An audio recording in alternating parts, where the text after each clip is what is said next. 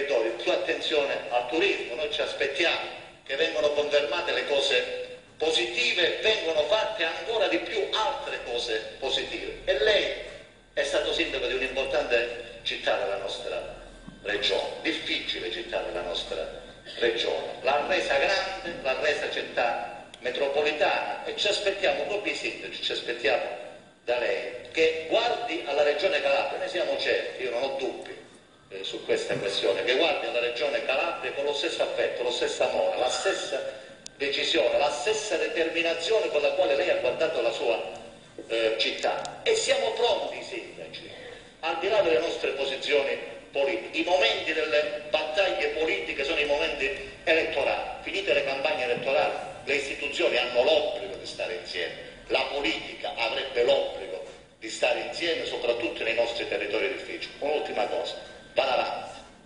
non si preoccupi, io credo che la politica non può essere insulto, demagogia, improperie e ingiurie. La politica è una cosa alta, vada avanti, non si preoccupi, lei avrà il consenso, l'affetto, la sollecitazione, il sostegno anche di quelle parti che in questo momento guardano alla Calabria e vogliono che i cittadini calabresi diventino a pieno titolo cittadini italiani e cittadini europei. Grazie per essere qui.